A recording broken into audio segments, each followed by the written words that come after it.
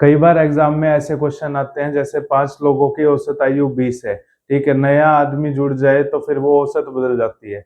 ऐसे क्वेश्चन देख के हमारा दिमाग घूम जाता है, ठीक है, लेकिन आज के बाद इस वीडियो के बाद आपको एवरेज के क्वेश्चन करने मजेदार लगेंगे। नमस्कार दोस्तों, मैं आशीष आपका स्वागत करता हूं सरकारी गुरुजी चैनल पे। आज हम एवरेज के कुछ बेसिक कॉन्सेप्ट सीखेंगे और उससे रिलेटेड क्वेश्चंस करेंगे। आइए शुरू करते हैं। एवरेज का बेसिक फॉर्मूला क्या है? एवरेज इज इक्वल टू में sum of all terms divide by number of terms. ये ट्रेडिशनल फॉर्मूला है इसका, ठीक है। मान लिया कि हमको 3 संख्याएं दी हुई हैं, कोई भी 4, 5, 6 दिया हुआ है। इसका अगर औसत निकालना है तो इन तीनों का टोटल ऊपर डिवाइड बाय संख्याएं कितनी है? ये 3 है, 1, 2, 3, ठीक है। तो इसका आंसर कितना आया? 15/3 5। ये अपना इसका क्या हो गया? औसत निकल गया इन 3 संख्याओं का। चलिए आगे क्वेश्चन करते हैं, आपको कॉन्सेप्ट और अच्छे से समझ आएगा क्वेश्चंस करने पर। प्रथम 177 प्राकृतिक सम संख्याओं का औसत कितना होगा? प्राकृतिक संख्या कौन सी होती है? प्राइमरी संख्या, जैसे 1, 2, 3, 4, ये सारी 177 तक, ठीक है। इन सभी संख्याओं का ये औसत पूछ रहा है कितना होगा। अगर इसको हम ट्रेडिशनल फॉर्मूले से सॉल्व करने जाएं तो हमको क्या करना पड़ेगा? 100 इसका जो फॉर्मूला है n+1 डिवाइड बाय 2, जो भी आंसर आएगा इसका, मान लिया y आया, इसको सोल्व करके जो भी आंसर आएगा उसके डिवाइड में कितनी संख्या है? 177 है। 1, 2, 3, 4, 5, टोटल संख्या है कितनी है? 177, ठीक है। फिर जाके एवरेज निकलेगी। अगर हम ट्रेडिशनल फॉर्मूला यूज करेंगे तो हमको ये सारा सॉल्व करना पड़ेगा, लेकिन इसका एक शॉर्टकट भी है। शॉर्टकट क्या है? 177 को 178 मान लो, सिर्फ इतना करना है।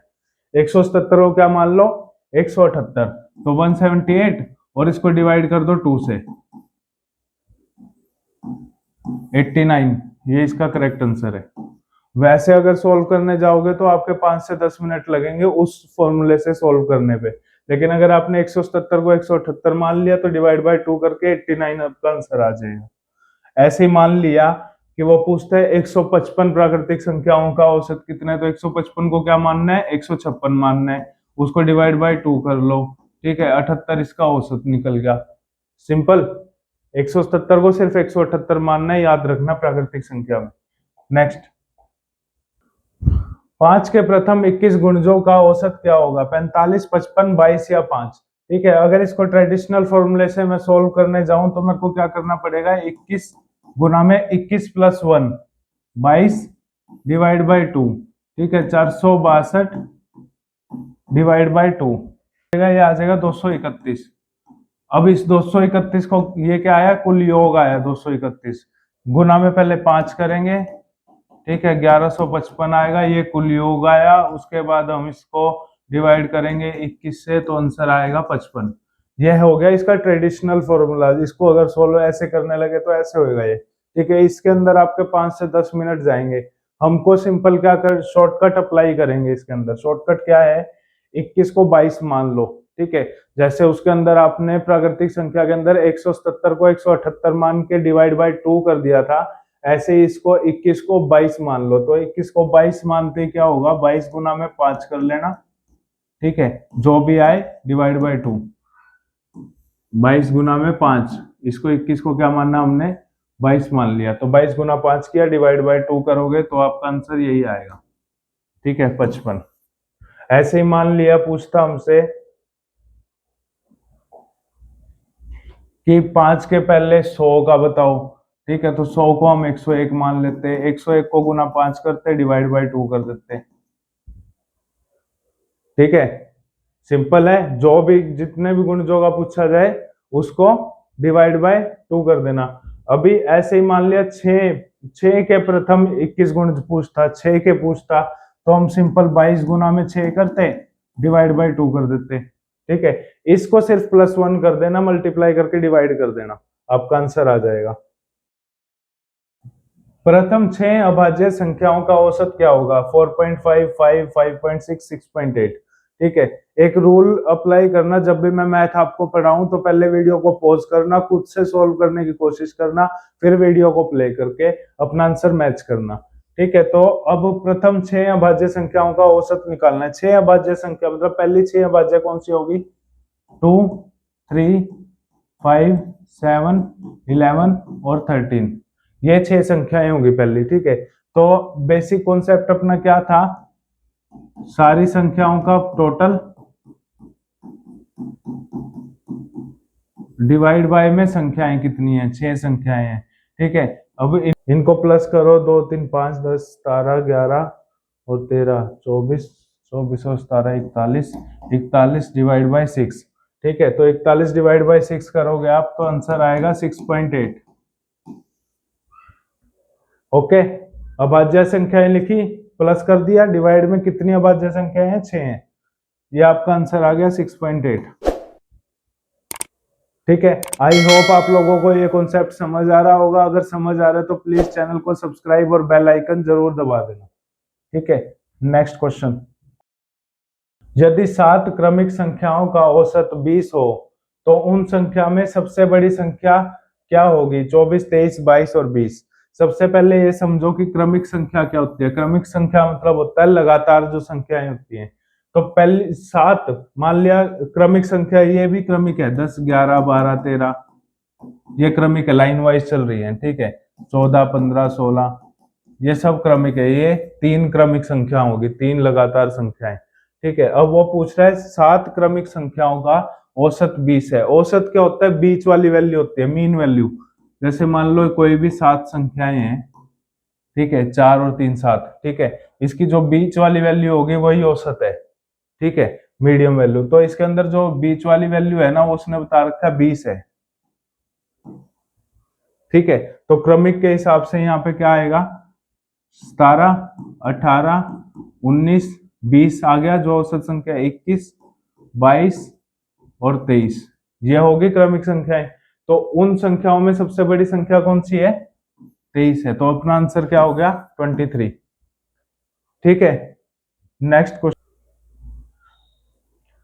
30 विद्यार्थियों की एक कक्षा में लड़कों की औसत आयु 15.2 वर्ष है। यदि कक्षा में 15 लड़के और आ जाते हैं तो पूरी कक्षा का औसत आधा वर्ष घट जाता है। नए आने वाली लड़कों की संख्या औसत आयु क्या है? 12.5, 14.7, 13.5, 13.7। ठीक है, तो इसको सॉल्व करने का सिंपल तरीका मैं बता देता हूं। जिस भी स्टेटमेंट के अंदर संख्या प्लस में औसत, ये दो चीज दी होंगी, उनको सीधा सीधा पहले मल्टीप्लाई कर देना।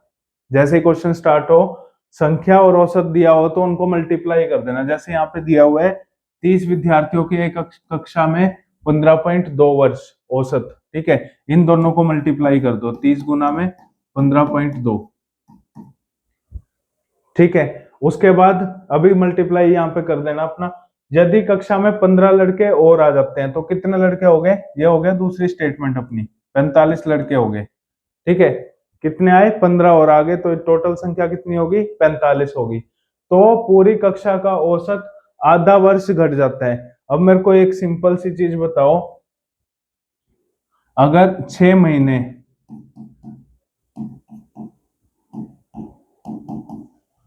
6 महीने किसी साल के कम होंगे तो पॉइंट्स के अंदर हम कितना कम करेंगे? 0.5 कम करेंगे। क्यों करेंगे? 0.10 पूरे एक साल के बराबर है। जैसे 0.10 होगा, मान लिया 15.2 है। ठीक है, इसको पूरा साल करने के लिए क्या करना पड़ेगा? 0.8 ऐड करना पड़ेगा ना, तब ये 16 साल हो जाएंगे। मतलब कि 0.10 किसके बराबर हुआ? एक साल के बराबर हुआ। तो आधा वर्ष घटता है, मतलब 0.5 क्या हुआ? आधे साल के बराबर हुआ। तो 15.2 में से 15.2 में से हम 0.5 को माइनस कर देंगे तो आएगा 14.7। ठीक है, तो जो उसने क्वेश्चन में बोला है हमको, वैसे ही सेकंड स्टेटमेंट बननी है। 15 नए विद्यार्थी आए तो ये 45 हो गया। 15.2 में से आधा वर्ष घट जाता है इनके ऐड होने पे, तो आधा वर्ष घटाने पे मैंने बताया आपको 14.7 हो गया। इनको मल्टीप्लाई कर लो, 30 को 15.2 से मल्टीप्लाई करोगे तो 456 आएगा, ठीक है। और इसको मल्टीप्लाई करोगे 45 को 14.7 से तो आएगा 661.5। आपको हर क्वेश्चन में, स्टेटमेंट वाले हर क्वेश्चन में ऐसे ही करना है। पहली स्टेटमेंट में अगर औसत और संख्या दी है उनको मल्टीप्लाई कर लो सीधे सीधे। दूसरी स्टेटमेंट में जो भी बोला है ऐड करने के लिए बोला है तो ऐड कर दो, कुछ औसत घटी है या बढ़ी है उसको बढ़ा लो और फिर मल्टीप्लाई कर दो, ठीक है। अब जो आता है क्वेश्चन कि भी पूछ रहा है कि भी नए आने वाले लड़कों की औसत आयु क्या है, नए आने वाले लड़कों की संख्या कितनी है पहले ये बताओ। 15 है ना, ठीक है, 15 है। अब इन दोनों का डिफरेंस कितना आया, देखो ये आया अपना 205.5, ठीक है। 30 गुना 15.2 में से 45 गुना 14.7 करा, जो भी संख्या आई उनका डिफरेंस जो आया है, ठीक है, 205.5। औसत निकालने के लिए टोटल नंबर ऑफ टर्म्स को करेंगे, नए आने वाले लड़कों की औसत क्या है, तो नए आने वाले लड़के कितने थे 15, माइनस करने पे जो डिफरेंस आया डिवाइड करेंगे तो 13.7 अपना आंसर आ जाएगा,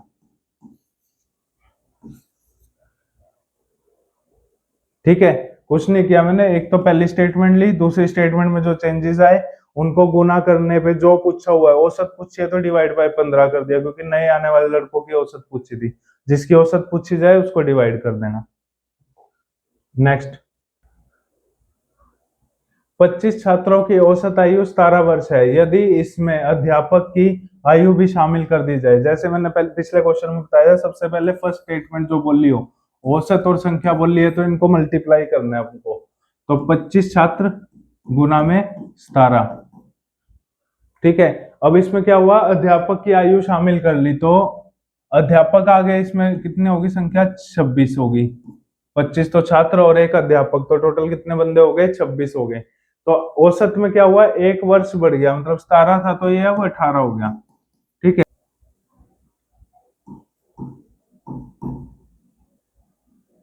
468, ठीक है। इसको सॉल्व करना है हमको, मतलब इन दोनों के बीच का जो डिफरेंस है वही अध्यापक की आयु है, क्योंकि अध्यापक के आने की वजह से ये चेंजेस आए हैं, ठीक है। तो जो भी डिफरेंस है इनका वही अध्यापक की आयु है 43। तो इसका आंसर हो गया 43 वर्ष, ठीक है। नेक्स्ट, किसी कक्षा के 15 विद्यार्थियों की औसत आयु 15 वर्ष है, तो 15 विद्यार्थी 15 वर्ष। इनमें से 5 विद्यार्थियों की औसत आयु 14 वर्ष है, 5 विद्यार्थियों की औसत आयु 14 वर्ष है। जैसे जैसे बोल रहे हैं मैं सिर्फ वही कर रहा हूं, इसको मल्टीप्लाई ही कर रहा हूं। अन्य 9 विद्यार्थियों की औसत आयु 16 वर्ष है।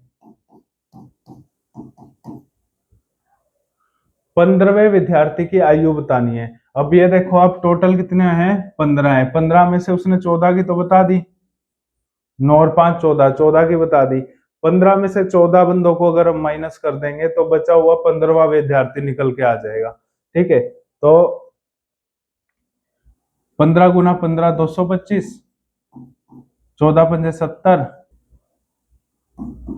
144, ठीक है। इन दोनों का टोटल करके इसमें से माइनस कर दो, 225 में से माइनस कर दो, ठीक है। तो इन दोनों का टोटल कितना आया, 214 आया।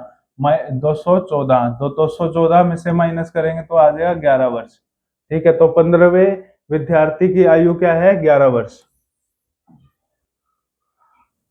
हर एक क्वेश्चन को पहले आपको पॉज करके खुद सोल्व करने की कोशिश करनी है, उसके बाद प्ले करके फिर वीडियो को देखना है, ठीक है। नेक्स्ट क्वेश्चन, इस क्वेश्चन का आंसर आप कमेंट सेक्शन में डाल देना और वीडियो को प्लीज लाइक कर लेना, चैनल को सब्सक्राइब कर लेना और हमारी आने वाली वीडियोस के लिए बेल आइकन जरूर दबा देना। धन्यवाद।